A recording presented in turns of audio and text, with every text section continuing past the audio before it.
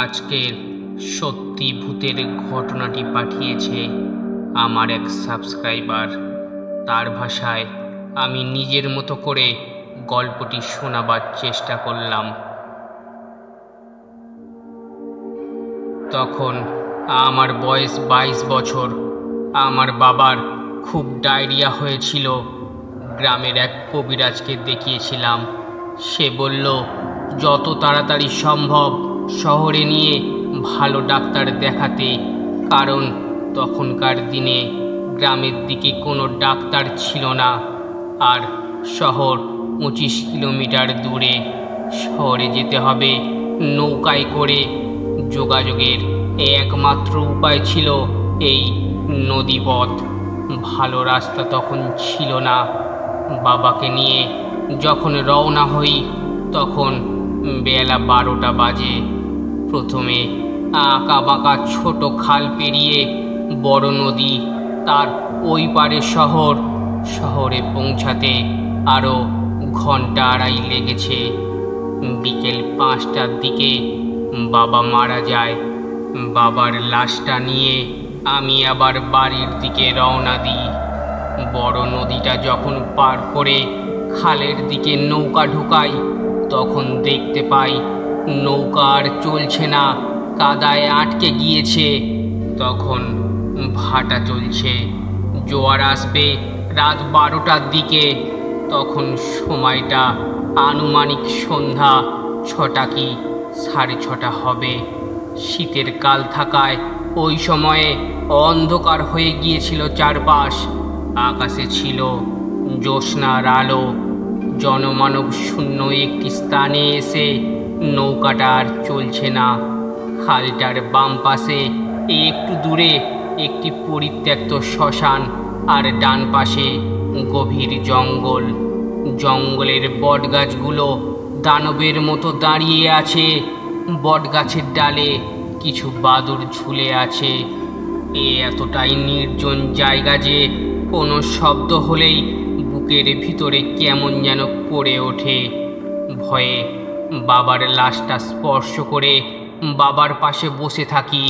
শুধু অপেক্ষা ছাড়া আর কোনো উপায় নেই। একটা চাদর দিয়ে বাবার লাশটা ঢেকে দিয়েছি। রাত যত বাড়তে থাকে ভয় ততটাই তীব্র হতে থাকে। হঠাৎ নৌকাটা কেমন যেন একটু দুলে উঠল। মনে হলো আমার মৃত বাবা নড়ে উঠেছে। বাবার ঠান্ডা শরীর থেকে হাতটা সরিয়ে নিই। দোয়া যতটুকু পারি সবই পড়ার চেষ্টা করছি, কিন্তু ভয়ে কিছুই মনে আসছে না। ইচ্ছা করছিল চিৎকার করি, বাঁচাও বাঁচাও বলে, কিন্তু আমি জানি আমার এই চিৎকার কারোর কানে পৌঁছাবে না। না পারছি এখান থেকে যেতে, না পারছি থাকতে। নিজের মৃত বাবাকেও ভয় করছে। আনুমানিক রাত 11টার দিকে একটা ছায়া দেখতে পেলাম।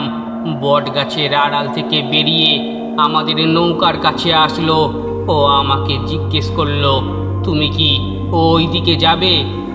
লোকটি একটা চাদর গায়ে জড়িয়ে আছে ও তার মুখটা চাদরে ঢাকা ছিল। লোকটি ইশারায় যেদিকে দেখালো ওই দিকেই আমরা যাচ্ছি। লোকটিকে বললাম জোয়ার আসলে যাব। লোকটি নৌকায় উঠল ও বাবার কাছে বসলো, কিন্তু বাবার সম্পর্কে কিছুই জিজ্ঞাসা করলো না। এক দৃষ্টিতে বাবার লাশটার দিকে চেয়েছিল। রাত 12টার দিকে জোয়ার আসলে আমি নৌকাটা চালাতে শুরু করি। নৌকা যত সামনের দিকে যাচ্ছে ততই একটা গন্ধ নাকে লাগছে। ধীরে ধীরে গন্ধের তীব্রতা বাড়তে থাকে। কিছু কচুরিপানা, কলা গাছ ও মরা একটা গরুর ফুলে থাকা দেহ একসাথে জটলা করে এমনভাবে নৌকার সাথে আটকে আছে যে আমি অনেক চেষ্টা করেও নৌকাটাকে কিছুতেই সামনের দিকে নিতে পারছি না। বাধ্য হয়েই নদীতে নেমে আমি নৌকাটিকে পরিষ্কার করতে লাগলাম। তখন যা দেখলাম বুকের ভিতরে কেমন যেন করে উঠল।